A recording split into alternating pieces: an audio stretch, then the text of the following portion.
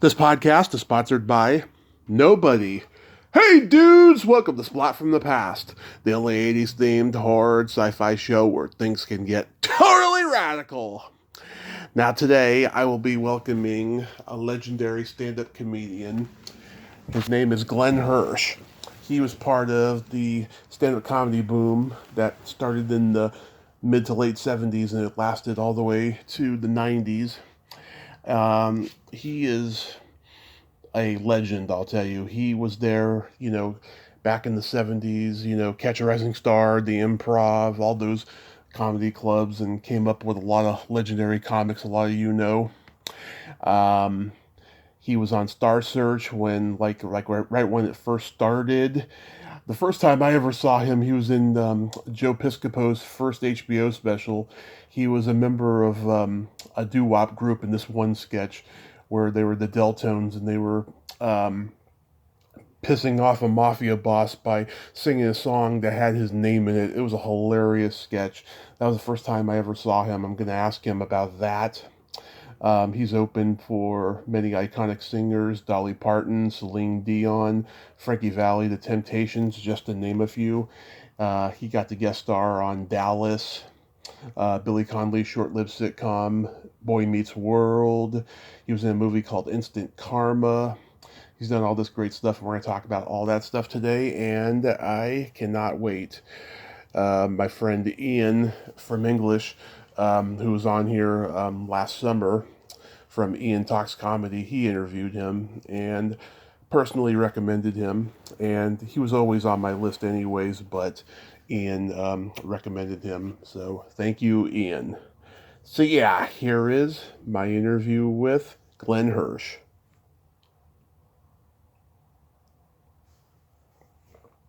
Hello? Hey Glenn, welcome to the show. How are you today? Okay, Tommy, how are you? I'm kind of depressed, but that's the way I start my day. Yeah. Progressively get better and better. Well, until it's dark out and it's nocturnal, because comedy is a nocturnal sport, and I get happy. Then I go to bed. Yeah, I hear you. I hear you. This is such a great honor. Thank you for taking the time today. I'm just fantastic. Good, Tommy. I'm sorry. Thank you for inviting me. Really, that's all I could ask. Thank you. My pleasure. So, going back in time, were you a funny kid growing up? I was never. I was the class clown. Now that it's been defined over the years, I used to do a bit when I first started. I used to do a bit. I come from the back of the room where future doctors and lawyers sat up front, lunatics and comedians sat in the back of the room. Mm-hmm. I did. I always wanted the last word with teachers, which drove them crazy. But I was always looking for the next laugh. And so yes, I was a funny kid growing up. And we can get psychological because I know, Tommy, you're a comedian and you did stand up, and Yeah. we can get psychological about where that comes from because it was not the happiest home life inside the house. When I went outside and hung out with my friends and played ball and hung out in the park in my neighborhood, it was fun. Going home was depressing. So yeah, I was a funny kid. Long-winded. Yeah, I had a dysfunctional family life too, and I was bullied at school. So yeah, I mean, it's got to come from those sources, you know. Yeah, well, some people have a bent. You can go. Some people get to that point where they've been bullied, like you are, or the fighting and the tension between my parents growing up and the inattentiveness to my mother. I did a bit about it. I said my brother and I. My mother didn't have any favorites. She neglected us both equally. Yeah. My mother, who I loved and passed away in April, Oh, I'm she sorry. loved me. She loved me, but she probably shouldn't have had boys. She had two boys. She should have been a mother of girls.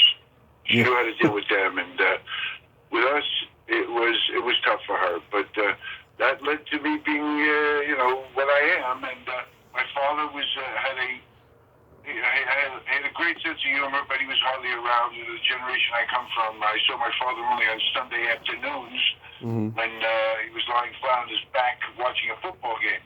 Otherwise, he was out of the house. But, some people go towards comedy, and some people get on a roof with a high-power rifle and shoot at school buses when they grow up. That's gives you a difference.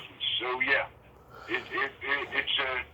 it comes from where you come from in genetics. You know. Yeah, I That's totally all I know agree. about it. Yeah. But no, Were there comedians you when you watched were on TV? bullied, What? I'm sorry. here's a question: when you were bullied, Yeah. did you come at it comedically at the end, or you dealt with it and later on in life you dealt with it with I a funny way? Well, I used to perform for my family after dinner. Ah, that was the comedic acting out as a kid. But as no, I would fight back when I was being bullied always. yeah. I mean, it's tough. We all have stuff. You know, when I was a kid, Tommy, you got me thinking about it now. Hmm. Because my mother did not pay that much attention to me. I mean, she cared. Her priorities were food, clothing, and shelter, not self-esteem and pride. Um, when I was a kid, I look back now, I once, a couple of times, sat before I went to elementary school, sat on my sink. I must have been 9, 10 years old. Took a razor Hmm. and tried to cut myself. First of all, Oh. just do it. That wasn't the first thing I did. I wanted attention so badly that I would go to school with a Band-Aid over my eye. No cut or anything. Just a Band-Aid over my eye. Hmm. It looked cool. I thought, and people paid attention to me. And then later on, I started to think, you know, that's not enough. I need to be real. So I took a razor, one of my father's straight edge razors, and I tried to cut slice a cut over my eye so that I could put a Band-Aid. This is crazy stuff that I'm thinking about that I did. Yeah. Now, then, but when I was a kid, all I wanted was the attention, and here's how it went. One time I did it. I didn't cut my eye, but I put a bandage over my eye, and I covered the whole eye. It was crazy. Wow. I might as well worn an eye patch that day to school. I remember, and there was nothing underneath. Remember, nothing underneath. Yeah. And we were like in gym, or we were doing some kind of exercise, and the class was doing some stuff that I started to sweat, and the Yeah. Band-Aid started to get wet, and I started to sweat, and the Band-Aid started coming off my eye, and I knew there was nothing underneath it. This was before lunch. Yeah. Band-Aid, I stopped. I told my teacher I need to sit down because my Band-Aid is falling off. Went home for lunch, came back that afternoon with nothing on my eye, and nobody said a word. I mean, this is crazy stuff, and I look back now, you know, just looking for the attention. So I'm glad that I found comedy. That's for sure. Yeah. Wow. Did you watch comedians on TV growing up? I watched a lot, not stand-up, but I watched a lot of movies, comedy movies. I mean, you know, the Abbott and Costello, Lauren Hardy, Charlie Chaplin, Red Skelton. Rob Hope movies were great. Danny Kaye films were great. But I never really watched stand-up.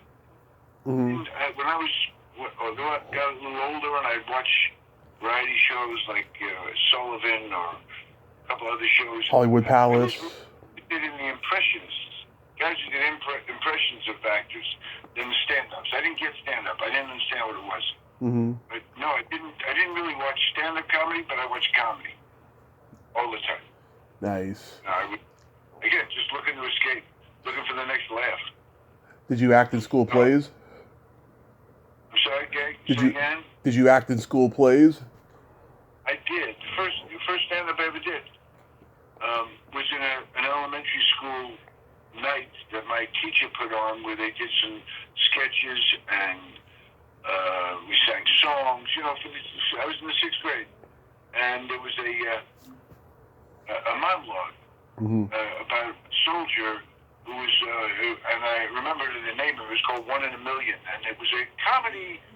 I guess a comedy monologue. I don't know who wrote it. I really should try to find it again. Mm-hmm. But that was the first time I stood on the stage. Teacher asked me to do it.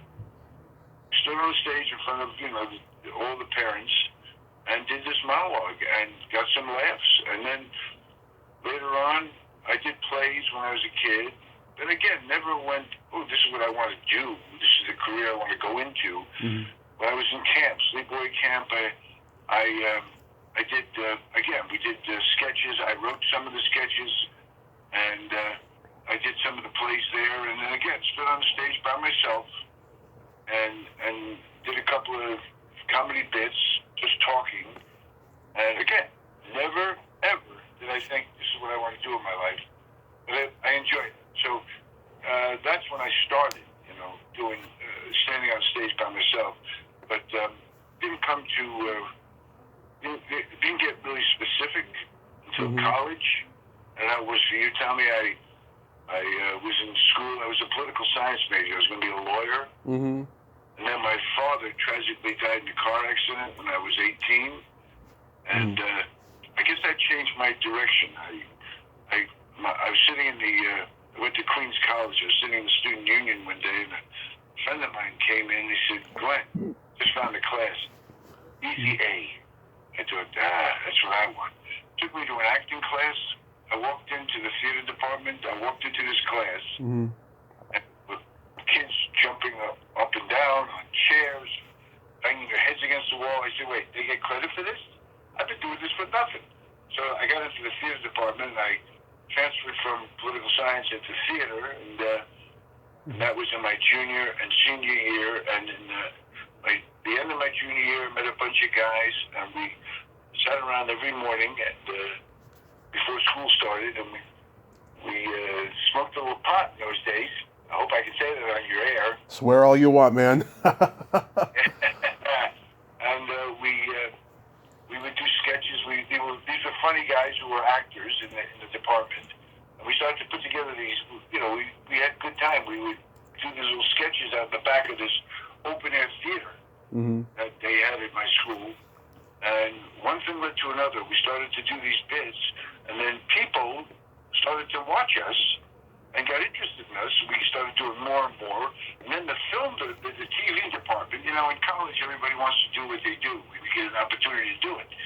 These guys who had cameras said, can we film you guys? And they came out every day, and they filmed us, and they started showing these little sketches of ours in the student union, and we got a little following, right? So one day, a friend of mine who was in the group, there were like 4 or 5 of us, he comes in that Monday and he says, hey, I just booked us at a comedy club. I said, what? He said, yeah, I just booked us at a comedy club. I said, what do you mean? We don't have an act for a stage.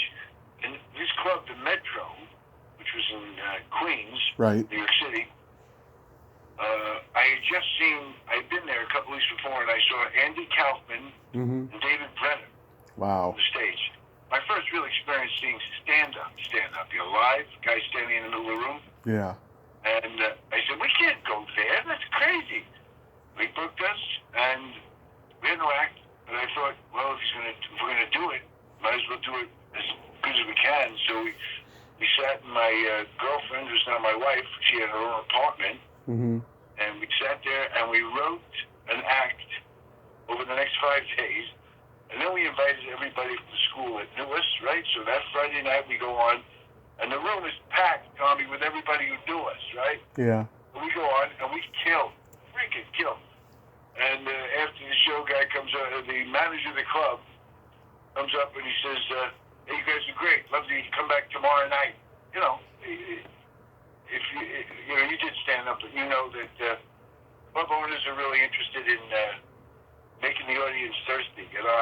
I'm planning on writing a book one day, and I'm going to call it Peanuts on the Bar, because the club owner wants it to be, you comedians, you're just here to make the audience thirsty, like peanuts on the bar.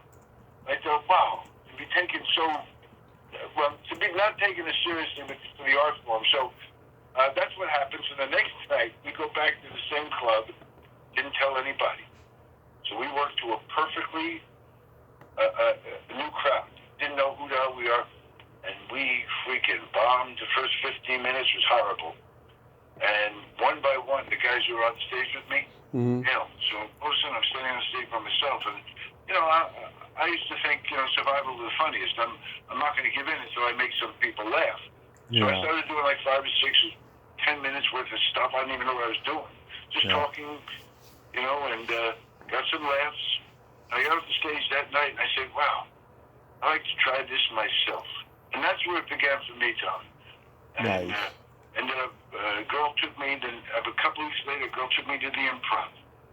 Didn't even know it existed. She took me there, sat there in the back of the room, and watched Andy Kaufman again. Andy Kaufman again, who I'd seen. I said, wow, there's Andy. Mm-hmm. Richard Lewis, Freddie Prinz, Yeah. Jimmy Walker, Elaine Boozler, Alan Zweibel, Wow. Bob Shaw, Ed Bluestone, one after the other. You know, each guy did 15 minutes. I thought it was mesmerizing because each one took that time on stage and took it from where the other guys left off. And it was just one after the other. Funny, funny, funny. I thought, wow, I got to do this. So I graduated college, and for the next 6 months, I went everywhere in the city. And there were newspapers called Show Businesses Backstage, and they would tell you where there were open mic nights or audition nights, right? So Right. I worked everywhere, and you know, they weren't our comedy clubs, and the Improv was the only real club at the time. That's when I started in '75, way back when, and I Wow. did shows anywhere I could. In front of bars, in front of freaking dartboards. It didn't matter. I'd work at a pool hall. Yeah. Just to work, to get on stage. Because, you know, it's all about stage time. And 6 months later, I auditioned the Improv. And I went up on stage. You got to get there Monday afternoon. You got to get there Sunday afternoon, Sunday afternoon, and stand online, get a number. I got a number 5. I went on stage. I had 6 minutes, and I did 6 minutes, and I had a good time. And I was asked to come back by Judy Orbach, who was the manager of the club at the time. This is right before Bud Friedman, who just passed away. I'm sure you know. Yep. He was just about to move to L.A., and I'm literally the last person he asked to be a regular at the club. He said, you know, she had told me that Bud wants to see you tomorrow night, so I came in the next night.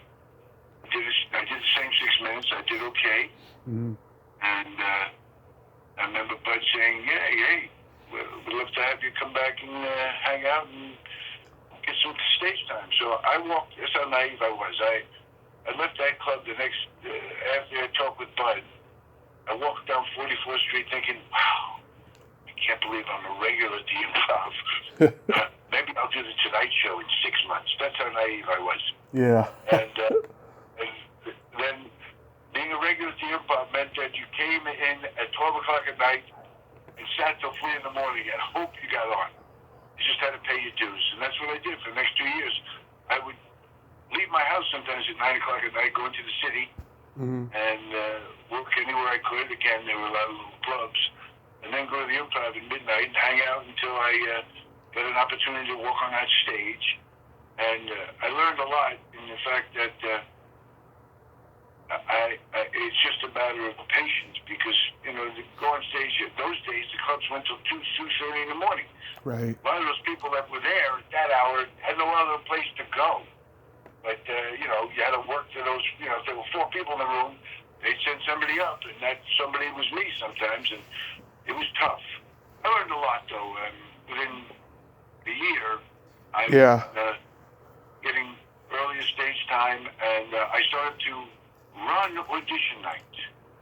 Chris Albrecht, who later became the head of HBO, right. He was the part owner and manager of the club, and he was running the audition nights on Sunday nights, and he wanted the night off. And so I started running it, and I took it pretty seriously, and I invited guys like Keenan Wayans and Robert Wall and Larry and Gilbert Gottfried and Mark Schiff. And, and Richie Gold?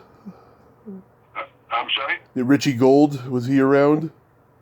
Richie Gold, but Richie wasn't really into Improv. Richie I met later on the west side of Catch Rising Star. Okay. But yeah, Richie was there. He would come every once in a while, and that's how it went for me. Steve Middleman. And, you know, then I became I started working the door at the Improv, which gave me some money while I was there. I was there anyway. Mm-hmm. We didn't get paid in those days. Then I started seeing the shows. That gave me even more money. So, I mean, I was making money from doing stand-up comedy in a sense.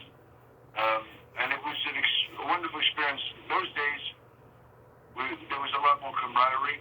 Mm-hmm. Because now, you gotta realize, you know, I'm sure you've talked to a bunch of people. Yep. In those days, there were only like 20 20, 25 young comedians.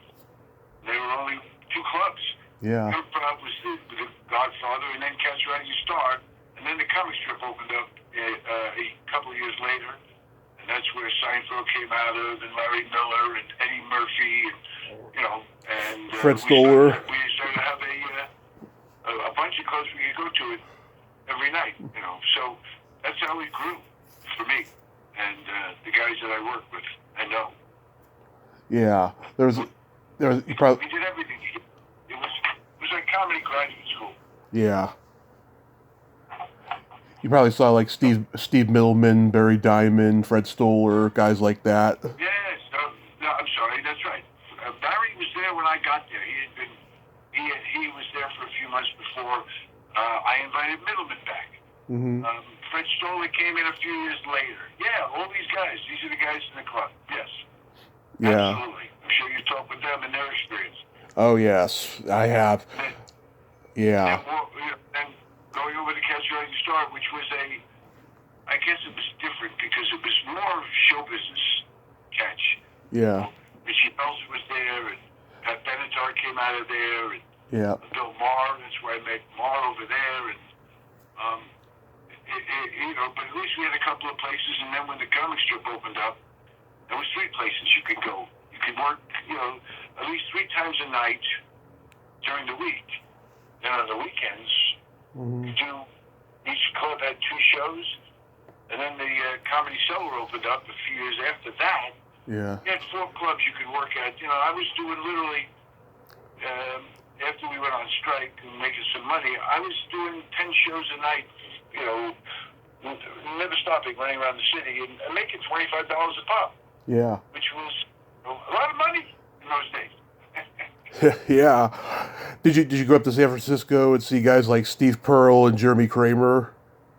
No, but I know those guys. I met them later on in L.A. You know, San Francisco was not a place I worked there a couple of times with some acts, but not in the clubs. That's where you came out of, Tommy, huh? San Francisco, yeah. Well, by the time I got there, all those guys who came up with Robin Williams at the Holy City Zoo in the '70s, they were all just bitter, and they still are. It's hella funny. Slayton made a career out of being bitter and angry. Oh yeah, Slayton. I think he was born bitter. Yes, he was. Yes, but you know, he's the Pitbull of comedy, which I love. I love the name. But he's a sweet guy and a funny man. And yeah, I met all those guys in L.A. And then, you know, we worked on the road occasionally together because, you know, look, comedy grew with the rise of cable television too, stand-up. Now, Bud was the first one of his kind to have a television show, you know, the evening at the Improv. Right. But a lot of guys on the map, you know, I mean, brought us, a bunch of us out to L.A. to do the show. I got out to L.A. because I was a semi-finalist on the original Star Search. Remember that show? Oh yes, I wanted to ask you about that because that was like in the first year, right? Yeah, first year. I lost to Brad Garrett. What happened to him? I think I know somebody else who lost to Brad Garrett too at that time. Do you remember who else was on the bill? Well, yeah, the 4 of us at the end. The 4 guys were me, Brad, Mark Pitta from San Francisco, and Rick Dukeman. Oh yeah. Dukeman passed away tragically a bunch of years ago. He was great. And, yeah, he was funny. They were all funny, and it was, you know, it was tough. Brad, again, was doing impressions. He was 6'9", very impressive, and a funny guy, sweet guy. And for me, television always been tough because I've always been more of a jazz kind of comedian. I didn't so much have the material. I later developed a way of writing for myself, but in the beginning I had some lines, but you know, they only gave you 2 minutes. Yeah. To me, it took me 10 minutes to say hello. Yeah. So I did what I had to do there, but I rushed, and Brad was doing impressions, and he was great, and he was in a tuxedo. You know, it was tough to overcome, but it got me out to LA, and those shows, and then, you know, one by one, HBO, Showtime, and all these, you know, Fox, at all these television shows. You know, I'd go on the road, and then comedy clubs were opening up all over the country. I mean, I got to see the country. I would never have left the couch in my house in my apartment in New York City had it not been for comedy. It got me to see the country, got me to see the world later on. I mean, it's a remarkable journey that I've had. You know, I made some mistakes that I look back at now. My thing, and when I talk to young comedians today, and now it is for you, Tommy, when you talk with them, maybe you'll let me know. I did not. I was afraid to bomb. Yeah. So I would do anything to get the last laugh, get that laugh. And you know what? You got to learn how to bomb. You learn what works, what doesn't work. You learn how to be honest about what you want to say. So I would take the easy way out sometimes. You know, I was a lampshade on the head kind of comedian, and yeah, I got my laughs. I made my money. But I look back now, and I have a point of view on a lot of things that I did not push. And what would have happened had I taken a chance of failing? I just didn't want to fail, and that's a mistake. You have to be able to bomb. Yeah. You learn how to be honest. You learn what works, and when something works, you know it will work. But you got to make mistakes, and that's the one regret I have, if I have any. Not really, because I live my life the way I wanted to live it. Still do. But bombing is a key to success, crazy as that sounds. Yeah, I saw your, I think it was your first set at an evening at the Improv. You do that joke about the Italian Indian. How you doing? Yeah, right. Yeah, right. And I was funny, and that were, Yeah. you know, those kind of things were funny. But you know, it was a made up story, obviously. And you know, I tended to, as I grew older, tended to be more honest about where I came from. So I had to be, you know, I had to really be more honest in that sense. But I was, and I am with the stand-up that I do. But I could have gone deeper. You know, I could have been. I hate to say the word important because my sense of humor.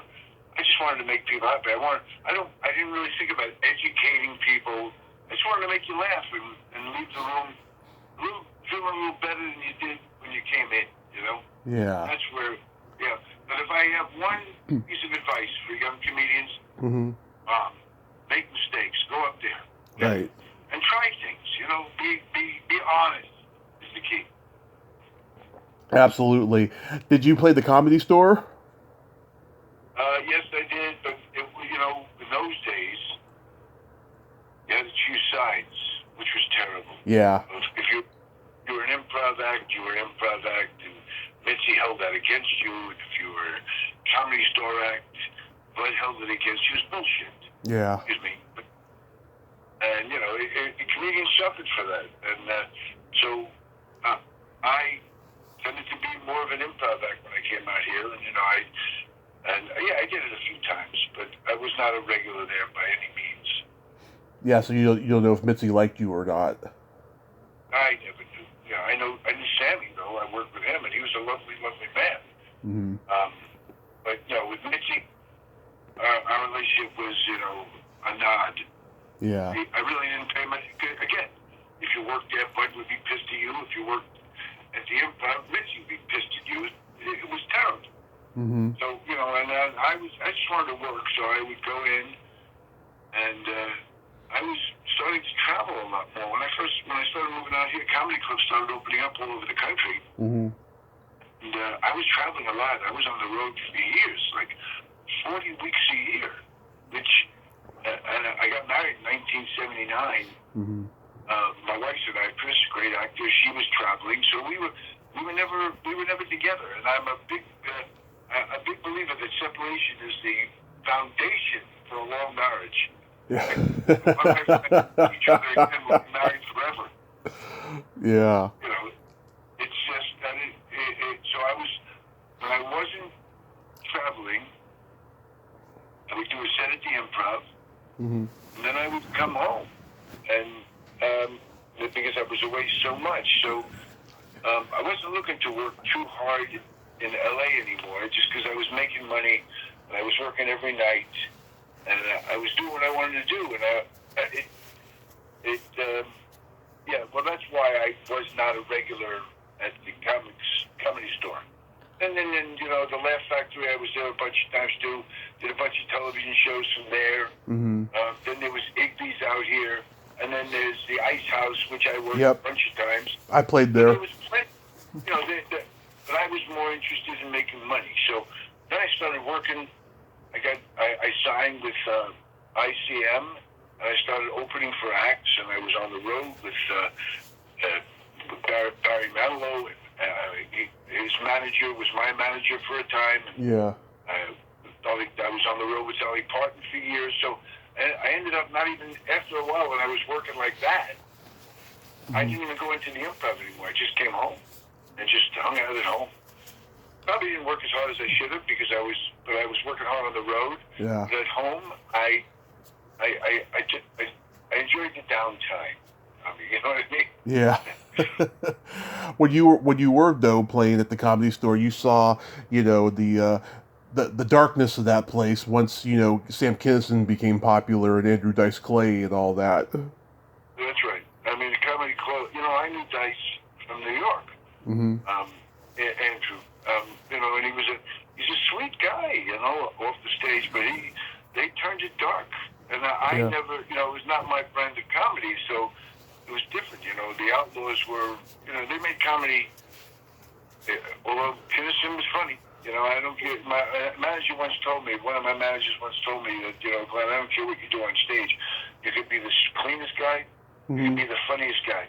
You just got to be as comfortable on that stage as you are in your own living room. Mm-hmm. And those guys did it. Kinison was hilariously funny.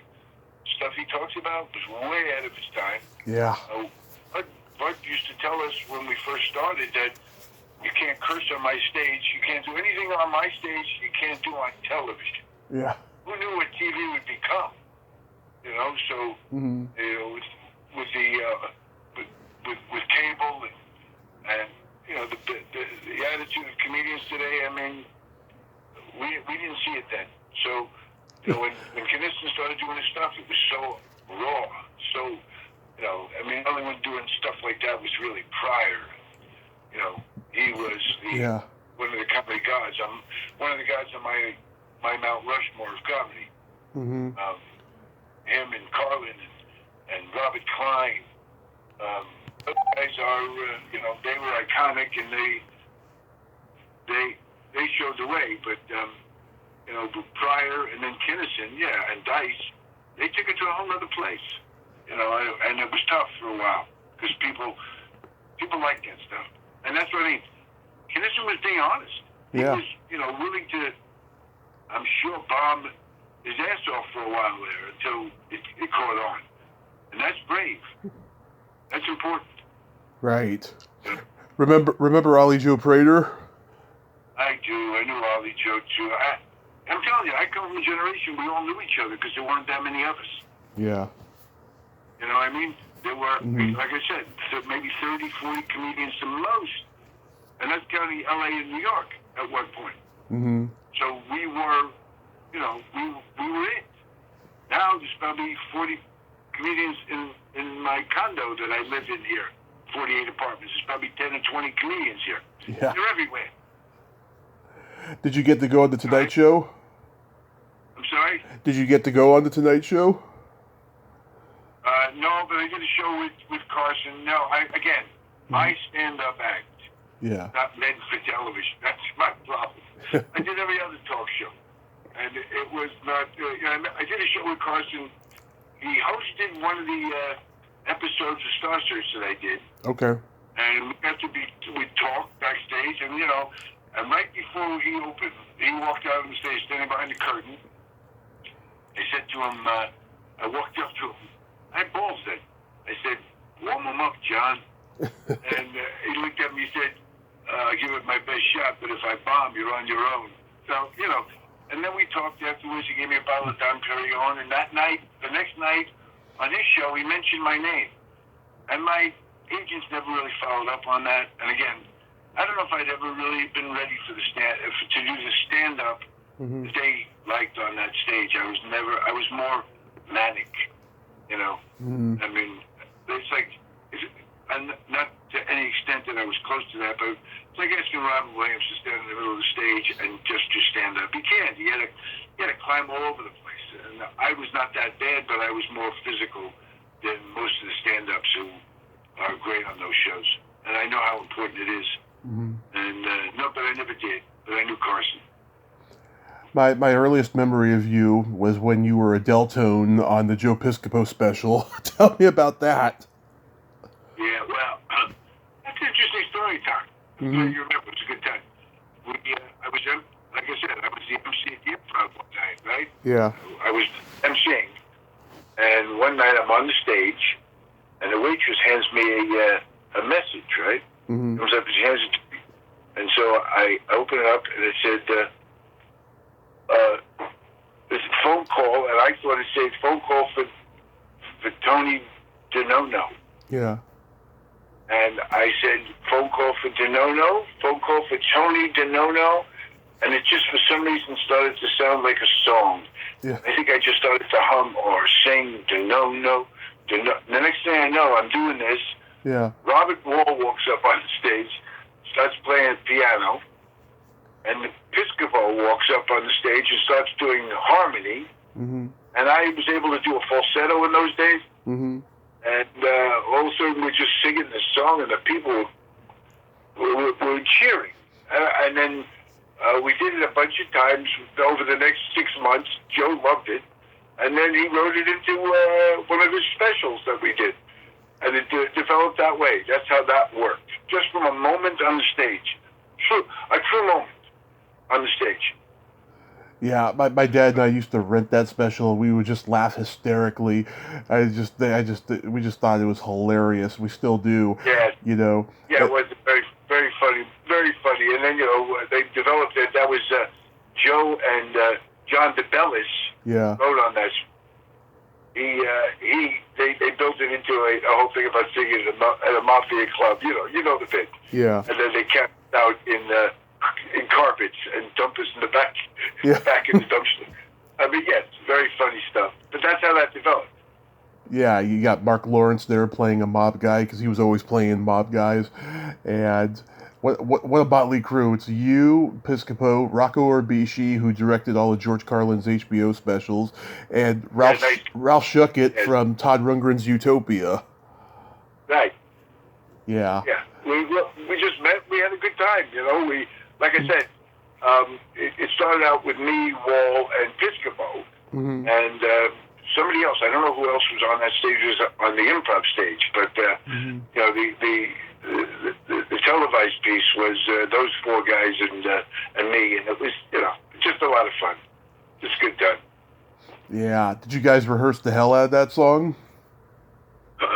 We didn't have to. Mm-hmm. We did. We rehearsed a little bit that afternoon, Mm-hmm. but we knew it so well that it just came. That's how. See, for me, that's how I developed half of, I'd say 90% of my stage act was just going up on stage and saying something and then going off something, or somebody else said something, and I would take it and then I would do it and do it and do it. It still became an act. That's why for me, doing stand-up on television was always harder. Yeah. Because again, my stuff was not, clear, linear. The lines were easy, but they didn't develop into a piece. You know what I mean? I'd have lines, there were 2 or 3 lines about something and then move on to something else. And so now if I were to start again, I would, like I said, I would bomb, and I'd have stories and pieces that worked. I could talk about something for 10 minutes now, and that's the way it should be. Mm-hmm.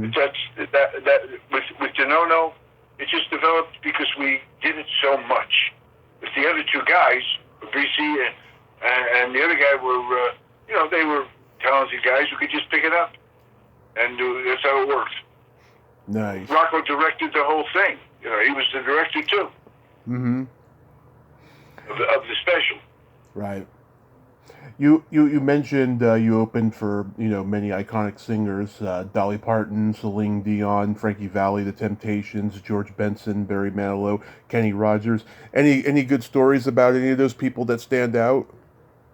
Well, first of all, Dolly is a special human being. I mean, she is a very, very talented human being, as everybody knows.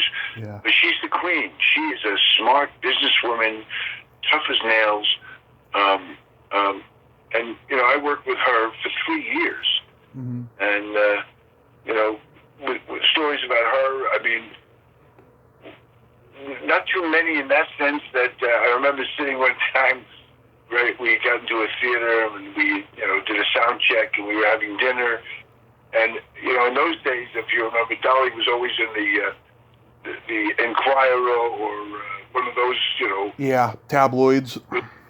yeah, right, those, with these crazy flamboyant stories about this or that, because, and it was always about publicity for them. Mm-hmm. That's what that was about. They really believed that any publicity, there's no such thing as bad publicity. So I'm reading the paper, and it was a story about Dolly one day while we were eating, and she's sitting there, and I say, Dolly, I got to tell you something. I read these articles all the time, and I have no problem if you want to say that you're having an affair with your opening act. Mm-hmm. I would back that totally if you want to talk about that. Okay, go ahead. Yeah, she laughed. I've had Thanksgiving dinner with her in Las Vegas. I was on the road with Donna Summer too for a while. She was a sweet, sweet woman. Yeah. And we would talk, and we took saunas together. We took jacuzzis together. She's was a lovely, lovely person. I was on the road with Kenny Loggins. It's an interesting story about being stand-up comedy working for a rock and roll act who's hot as hell at that time. Yeah. We worked in Memphis, right, at the theater in Memphis. Mm-hmm. And I go up out on stage, and there's like 3,000 people in this balcony, and I walk out on the stage, and they wanted Kenny Loggins. They're just beating the hell out of me, screaming, yelling. I'm trying to deal with them, the heckling, and for 20 minutes, I'm fighting them, just to calm them down. Mm-hmm. But they wanted Kenny.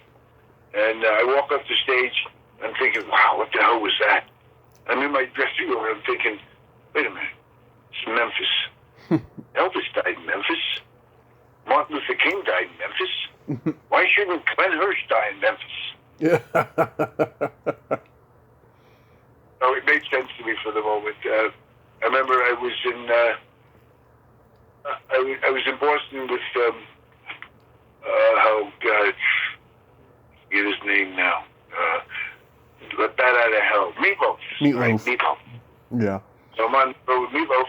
That's funny too. That's a funny story because I met him up there, and we hadn't met yet. And that afternoon, I'm walking down the hall looking for my dressing room, and I pass the dressing room, and I see a guy holding a guitar. And I stop. The guy looks familiar to me. I stop. I walk back. I stare at him. He stares at me. I go, Bruce? And he said, Glenn? And it was Bruce Kulick. Oh, yeah. Who grew up in the neighborhood. We grew up in the same neighborhood growing up. I didn't even know the guy played guitar. Mm-hmm. Later on, he's the freaking lead guitarist for Meatloaf, and then went on to play with Kiss. Right. Now he's with Grand Funk. Who knew? Yeah. And I remember standing on the stage, with again, they wanted Meatloaf that night. When a band is hot, mm-hmm. It's tough for a comedian because they just want the act they came to see. Right? Anything else is a waste of time. So I go up on stage and they're just chanting meat. And I said to them, Meatloaf will be out in a second. He's in the back warming up with his band Hamburger Helper. That didn't help either. They wanted Meatloaf, but that's the kind of stuff you had to deal with on the road sometimes. And then it was magical too. There were moments it was a built-in audience, so I didn't have to. I used to go up on stage in front of Dolly, and there's 3,000-4,000 people, and I say, wow, between Dolly and myself, we packed this place. And, it made it easier in a sense, harder in some ways, but it gave you such an experience that I'm so grateful to have had. Yes, but I traveled the road for years with so many people, and again, never home. Never home. I mean, when my daughter was born, Yeah. she was born March 4th. Mm-hmm. It was in Las Vegas, March 8th. That's my dad's birthday, Right? March 4th. Oh, no kidding. Wow. Yeah. I was born on my father's birthday. We share a birthday. Nice. But my daughter's born March 4th, as you were celebrating with your dad. And March 8th, I'm in Las Vegas, right? I walk out on the stage. Yeah. You know, the theater with 2,000 people. I don't even remember who I was working with. And I remember saying to them, I bet you I'm the only person in this room who came to Las Vegas to get some sleep. You know, because when you have a kid, sleep goes out the window. Yeah. So, you know, I missed a lot of stuff growing up, but I mean, with her growing up. And, you know, when you choose to go into stand-up, you choose to go into the entertainment business, you choose to travel the rest of your life. Right. And that was, I never really unpacked my cosmetics bag. Every time I just come home and put it under the sink, and when I was ready to go, I'd pull it and go. And to this day, I live out of that cosmetic bag. It's just the life you choose. You know, you don't think when you're young. Excuse me. Mm-hmm. You don't think in terms of what you might have to go through. You just go through it because you at the other end is the stage. Now it's hard to get to the stage. You know, for me. You know, once I get on the stage, it's easy. But getting to the stage, traveling, it got harder over the years, and then. You know, then COVID hit, which changed things. You know, I'm sure you've talked to people who've mentioned that. Yep. It's getting shut down. And I got sick before. I don't want to get into it, but I had a number of illnesses that put a stop to me for a bit, and I had to get better. I was healthy enough, and in such great shape because I worked out my whole life. To get really, really sick, and come out on the other side okay. But, you know, I didn't work for almost 3 years because COVID shut it down for 1.5 years. And just when I was ready to go back is when COVID hit. So I was sick for the year before that, and COVID hit. And then I finally did a show in November. This past November, almost 3 years. Mm-hmm. And I literally had to study. I could have gone to medical school. The amount of studying I had to do for one hour show. That used to come, you know, I did so many. I would work every week. I didn't really have to think. I would just have to set up a set list and go from there. I had to study and work and work and work, and it paid off. I had a really great time, but, you know, it's different now. It's just different. In 1989, you guest starred on Dallas as a reporter. How was that experience? Yeah, it was fun. When you live out in L.A., you never know who's in the audience. Yeah. The improv. So I was on that stage. I get off the stage, and guy comes up and he says, "Hey, I'd like you to read for a part on Dallas, right?" So I go in that Monday, you know, and I read for the part. I didn't get that part, but they liked me so much they wrote a part in it for me. So that's how that worked. You know, again, you never know. You never know. I was always again, another thing about me, I was never a goal-oriented person. I got to do this, I got to do that. Yeah. I was always after the next laugh, or the next experience. So, you know, that doing shows like Dallas and a couple other shows were just icing on the cake. I remember one time, though, it was tough because you get pigeonholed out here and stereotyped, right? So I was always stereotyped when I first got out here as a New Yorker. Yeah. And then, you know, without saying it, a New York Jew. And I remember one time sitting in the NBC, and they kept bringing me in. Mm-hmm. But one guy said to me, Phil Foster, a great old comedian, Yep. I knew. Laverne and Shirley. Right, Laverne and Shirley. And he once told me, Glenn, if you hang around long enough, there's a part for you that will show up. So I always remembered that, right? So Right. I remember being called in. I'm sitting in the office of NBC, and it was a show about dig this, dummy, an ethnic from New York who's got a mother complex and suffers from guilt. I'm thinking, this is it. This is my part. Phil's right. I'm just about to go, oh, this is going to be fun. When the guy says to me, we'd like you to read the part of the Irish guy. I go, that's it. I'm out. Because, that's when I realized and I locked in that I'm better off traveling the country, writing, producing, directing, and starring in my own show. And that's what I went back and did. I focused all my attention on stand-up. I ended up doing a couple of things, some guest starring spots on shows. Like Billy Connolly's sitcom. That was great. That was great spending time with Billy. He is great. He's one of the best stand-ups ever. He was. And,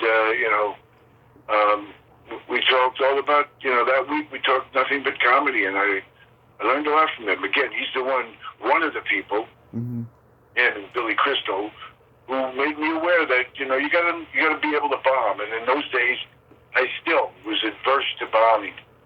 I didn't want to walk off that stage feeling bad, because no matter what you do, how good you might be, bombing is inevitable anyway.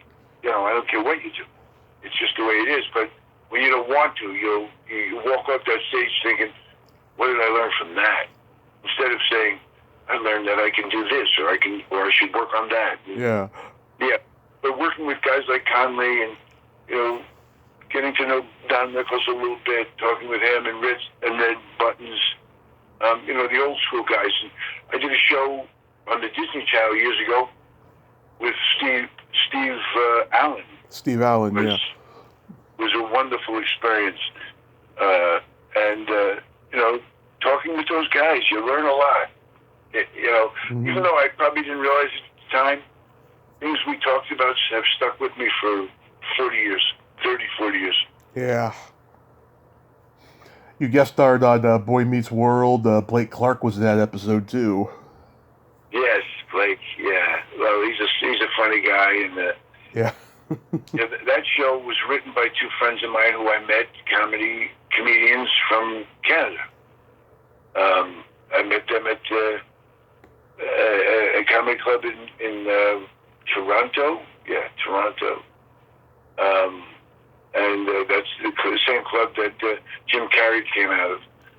And they had written it. We became friends. Yeah. So, they invited me. That's how it works, too, in the days. Guys who know you and like you and get an opportunity, and they go, well, let's bring him in. And that's how it worked for a long time. I don't know if it works that way anymore. You're in this movie, Instant Karma, which I saw the trailer on YouTube, and it was pretty interesting because they had this huge marketing campaign behind that movie, because at the time, most of MGM's movies were bombing at the box office, and their VHS movies were like selling huge. That's probably what kept the studio going for so long until the 90s. And what do you remember about making that movie? Well, again, that was a wonderful experience. I did it with Craig Sheffer, who later on went to do a couple of movies with Brad Pitt and Robert Redford. And with that movie, David Cassidy. David Cassidy hung out with, sweet guy. Yeah. That movie was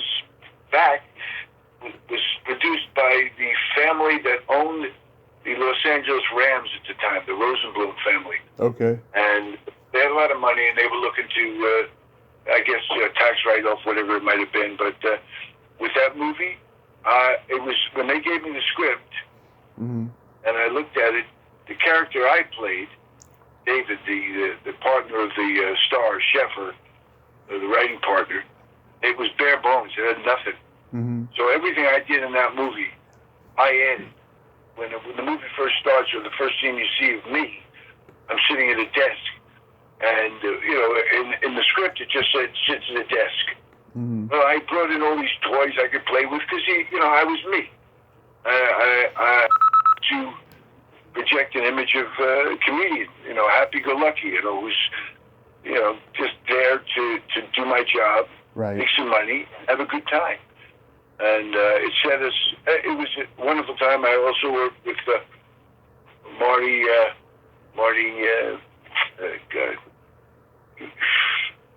you got me now, the name. I can look it up. Yeah, not Marty Allen, who I know very well, too. Let's see, Orson Bean was in there. Orson Bean, I had a great scene with Orson Bean. Gino Conforti. Huh? Gino Conforti, who's been in a lot of TV shows. Yeah, no, they had some really fun people in that movie, and it was a good time. Mm-hmm. Again, they allowed me to do what I wanted to do. And that was the freedom of that. And I'm sure most movies, you don't get that opportunity. Yeah. It was a good time.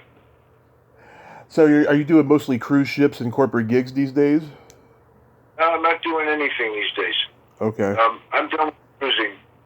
The cruise industry was wonderful for a long time. And, you can make a lot of money. And it was like Las Vegas on the water. Mm-hmm. But it's changed a lot. And then COVID, of course, killed that industry for a long time. And then now the rules and regulations are ridiculous.